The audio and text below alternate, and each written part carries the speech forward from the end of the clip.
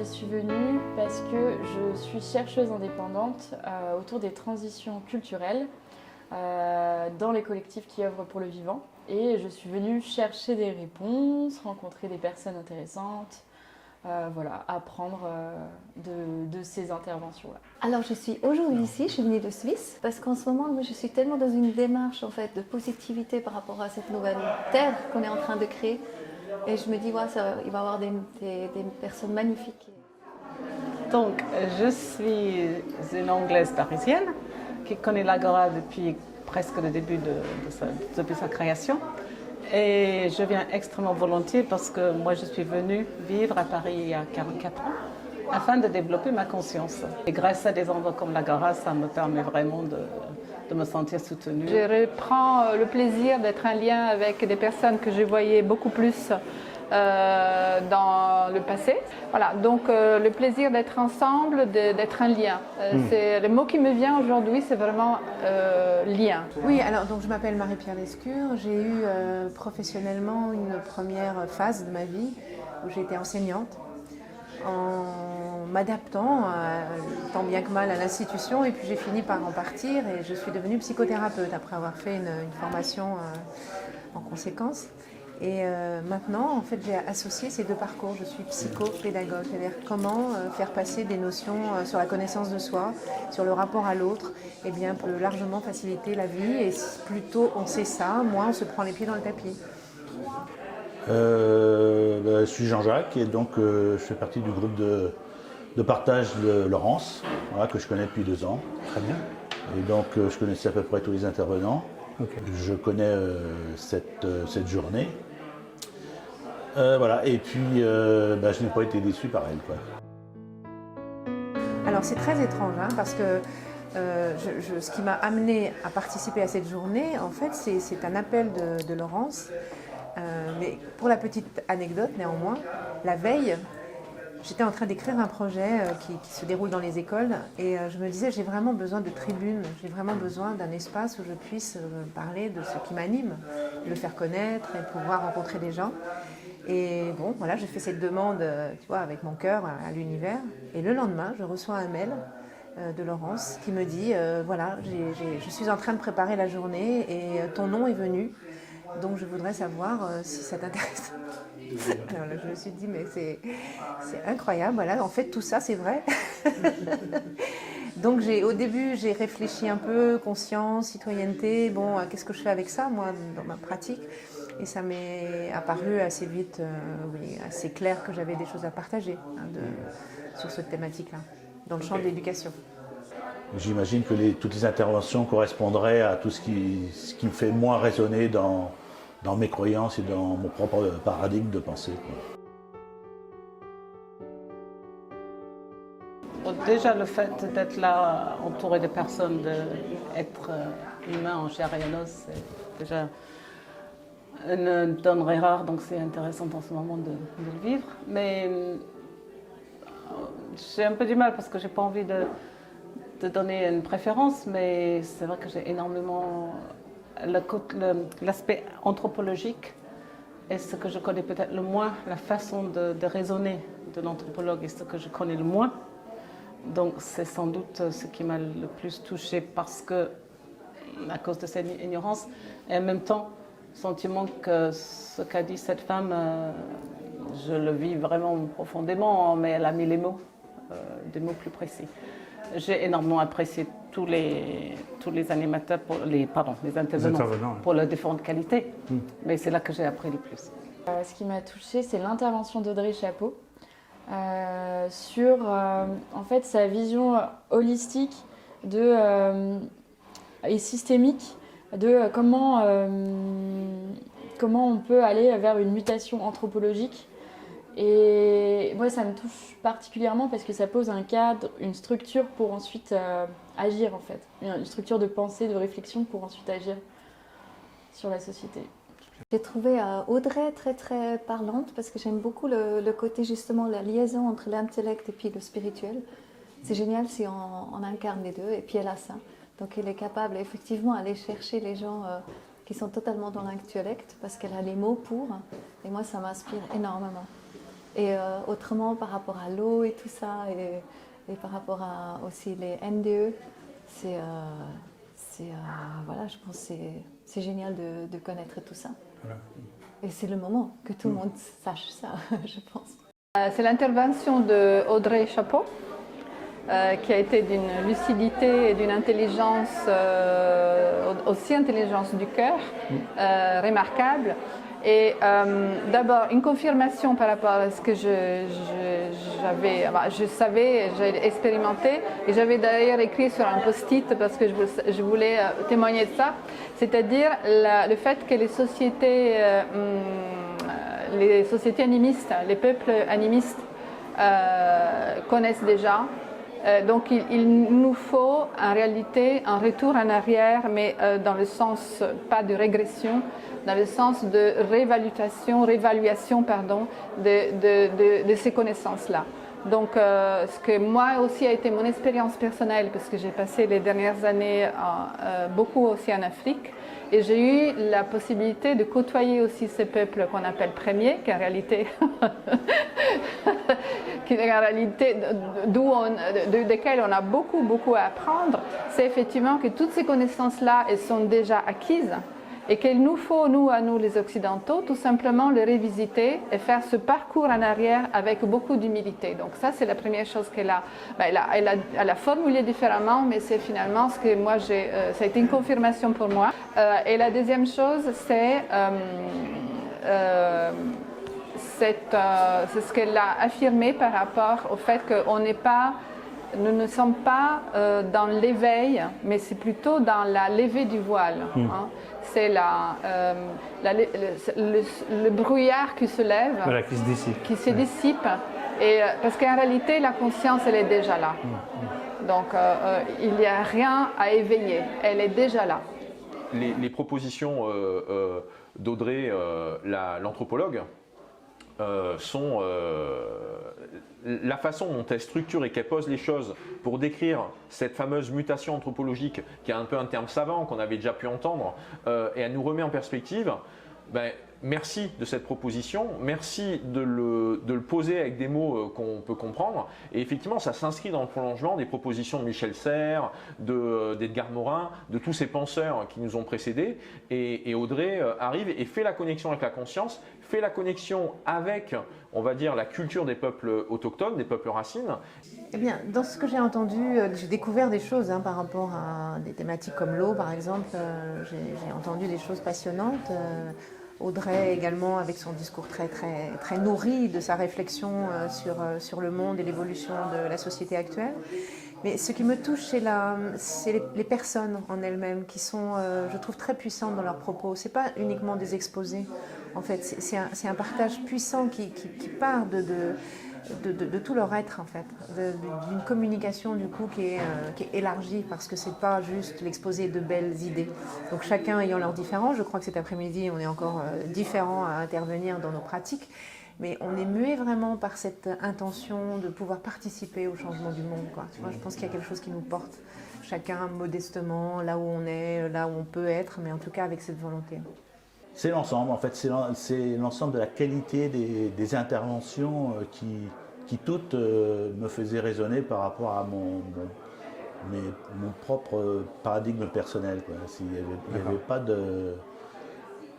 C'était tout, tout me faisait vibrer, quoi. Et puis en plus, la qualité aussi des personnes qui étaient présentes, j'en connaissais assez peu, quoi.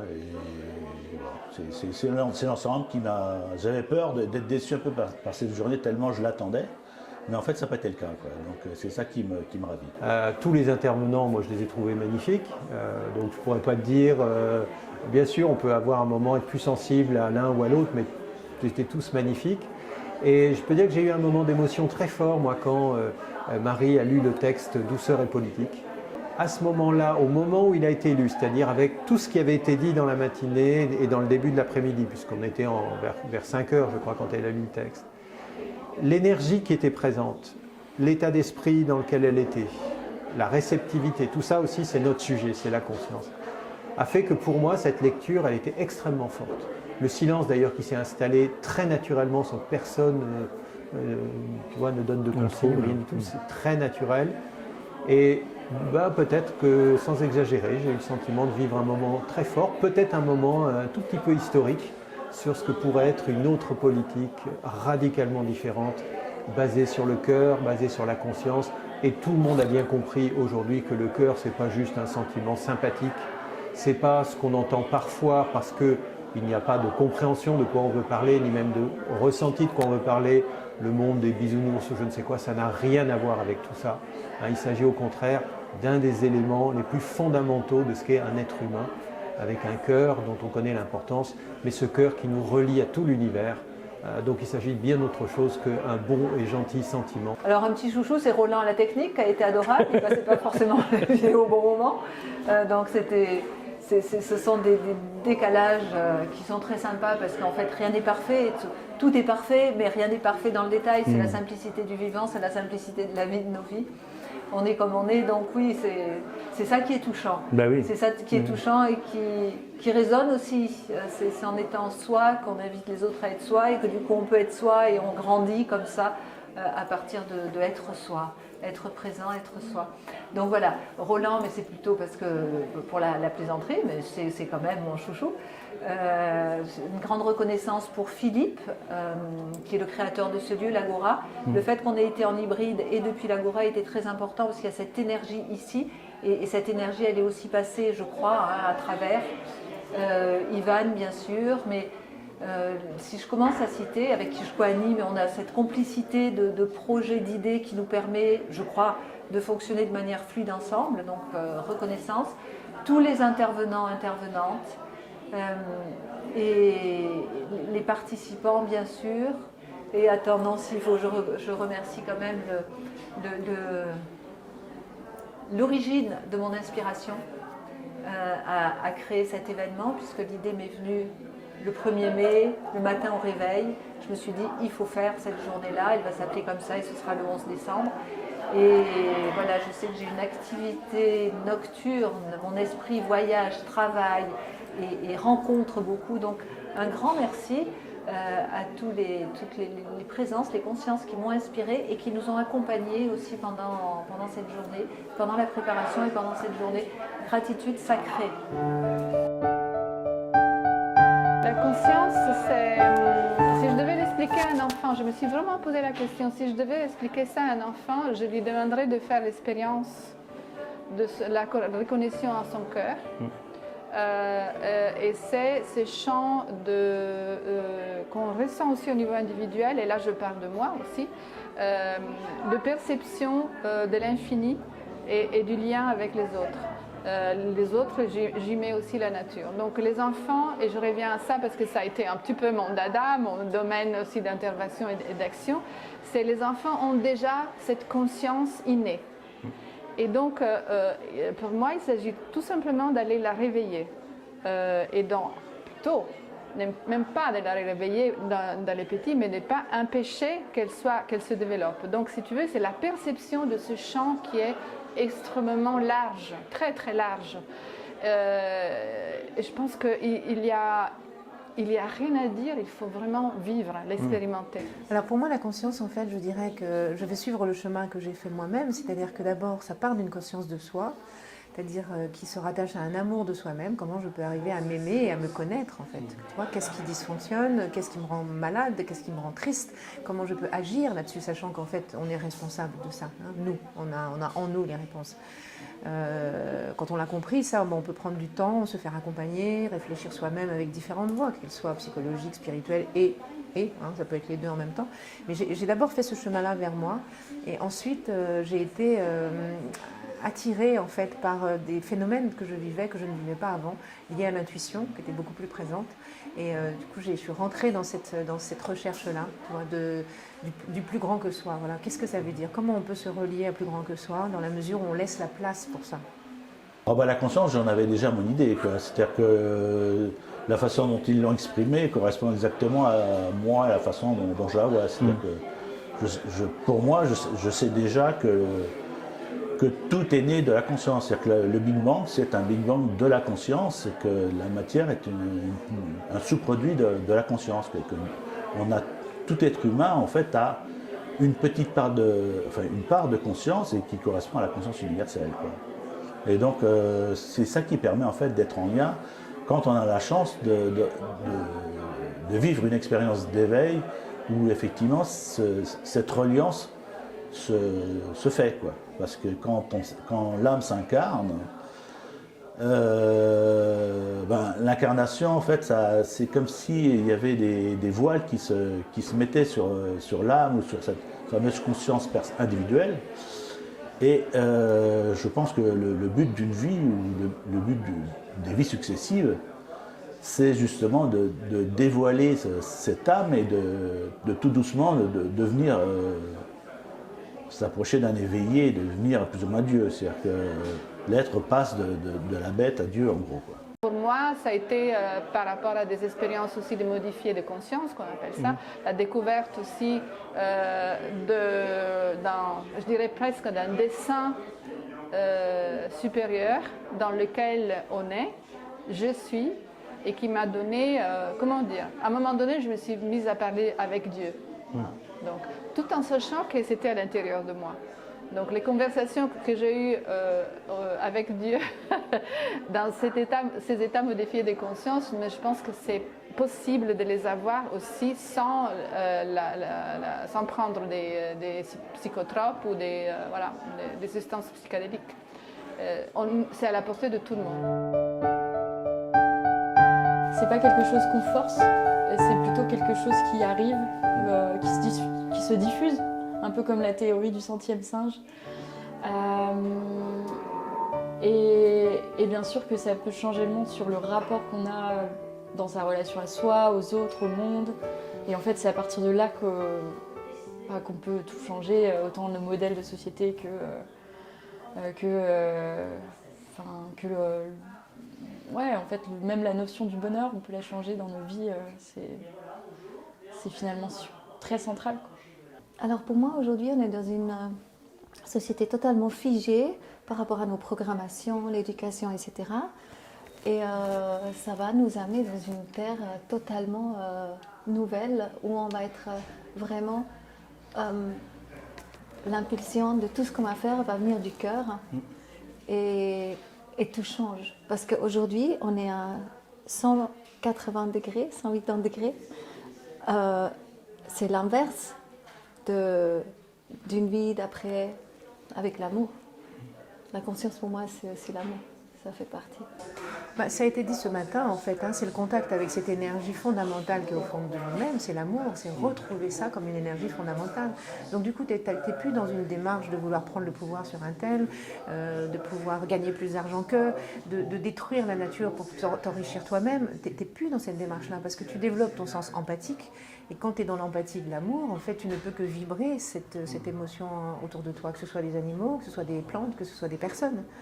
Donc ça peut amener ça, et moi je crois que ça amènera ça par contagion, tu vois, parce que je pense qu'il y a de plus en plus de personnes qui sont dans cette énergie-là. Pour moi, une démarche de développement personnel, s'il est réussi, c'est une démarche, si elle est réussie, elle doit forcément aller plus loin vers forcément.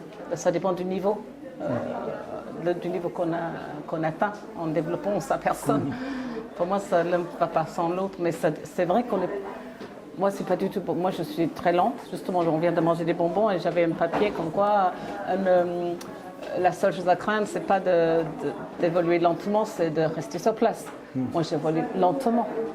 Mais le but, pour moi, est forcément d'aller vers une conscience collective. Parce qu'on est des êtres qui vivent... On vit dans un monde... On vit dans un monde, on ne vit pas dans une grotte isolée. Donc, nous sommes dans un changement qui est anthropologique.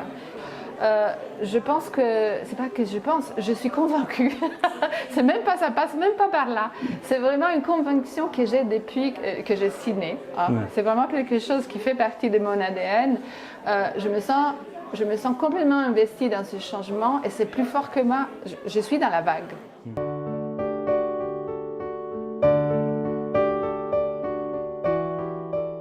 Maintenant, il faut qu'on puisse faire ce chemin-là en gardant confiance en soi, et au groupe d'appartenance qu'on peut avoir. Et puis continuer à faire comme ce qui se passe ici, tu vois, des journées, des partages, réaliser des choses, se regrouper pour monter des projets, enfin voilà. Finalement, c'est comme si c'était la source de toute chose. À partir de se connecter à l'amour, il y a j'ai plein de choses qui me viennent. Il y a en fait la gouvernance partagée, il y a remettre plus de joie dans nos quotidiens, il y a... Là, tu es en train d'abuser sur le nombre de choix. Hein. Oui. Nous, force citoyenne, force progressiste d'un point de vue des droits civiques, on pourrait dire, hein, on peut tout à fait poser, je pense, le principe que la santé publique fait partie des droits civiques, que l'égalité homme-femme réelle fait partie des droits civiques et au premier rang pour la rémunération. Hein, c'est quand même complètement dingue qu'en 2022, des femmes sont encore en train de se battre pour être payées à poste équivalent le même salaire qu'un homme. C'est un truc de fou quand même de se rendre compte de ça. Et on continue à laisser faire parce qu'on est sous l'eau, parce qu'on est dans les urgences, qu'on est le nez sur le guidon. Et ça, c'est de notre faute, quoi. C'est de notre faute de laisser faire et de laisser passer et d'être complice tacite, même si on fait du mieux qu'on peut et qu'on y met le cœur que l'on veut. Mais il est de notre ressort de ne pas être d'accord à ce que ces choses-là continuent. Oui, très clairement, cette vision anthropologique qu'Audrey a développée, mais les autres intervenants également aussi, qui nous dit finalement qu'est-ce que c'est qu'un être humain aujourd'hui. Et un être humain, il est en évolution, en transformation. Et plutôt que de chercher à s'échapper ou à fuir en avant avec, moi je dirais, l'illusion technologique, même si la technologie, bien entendu, peut être bonne pour beaucoup d'aspects, plutôt que de fuir dans quelque chose qui serait à l'extérieur de nous et d'ailleurs sous le contrôle accessoirement d'autres, plutôt rechercher en nous, j'allais dire notre technologie interne, la technologie de l'amour, même si c'est peut-être deux mots qu'on ne met pas ensemble, toutes les possibilités incroyables qui sont dans le corps humain et dans les corps humains, j'ai envie de dire.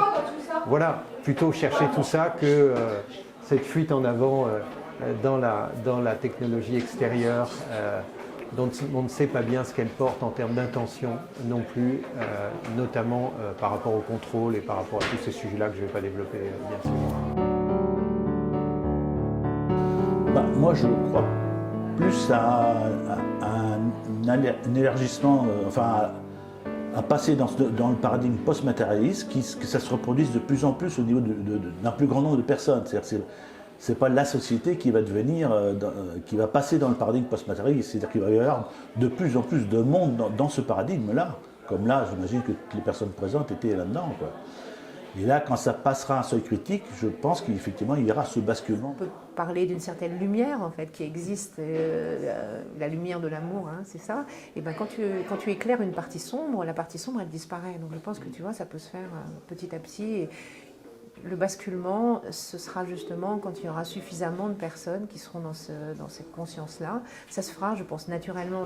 J'observe dans mon expérience que finalement, je suis assez bluffée par la conscience des jeunes ou des plus jeunes que moi. Et je me dis qu'en effet, il y a quelque chose qui transparaît, enfin que je peux percevoir de différent. Donc peut-être, en prenant ce bout-là dans mon expérience, je peux dire qu'il y a un élargissement de conscience. Ouais. Pour moi, il y a, comme tu disais avant, donc il n'y a plus le retour vers l'ancien monde. C'est impossible, c'est fini.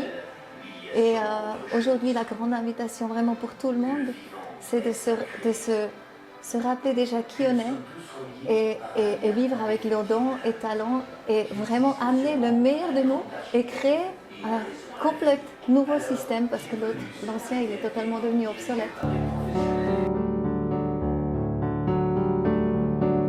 Repenser tout notre rapport à l'humain et en fait vivre dans une société où chaque personne se sent connectée à l'amour de l'autre finalement. Et en fait rien que ça change tout.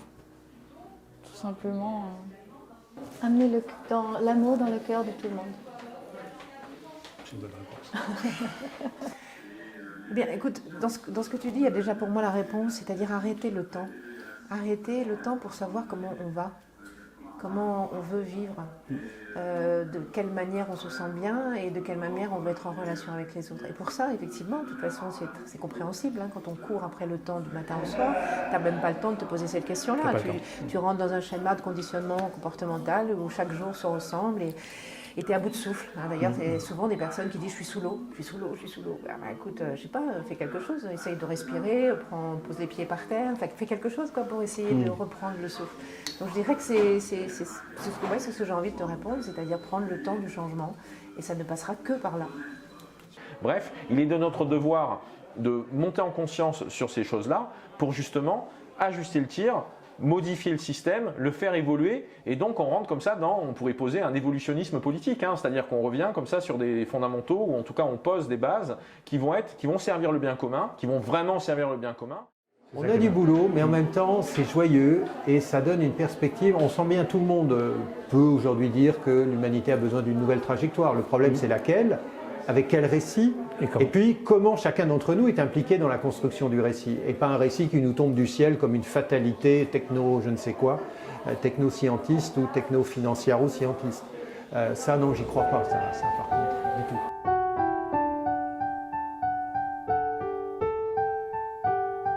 Oui, bah écoute, moi je suis très content. Je suis très content d'abord, je peux dire, parce que moi-même j'ai vécu une belle expérience.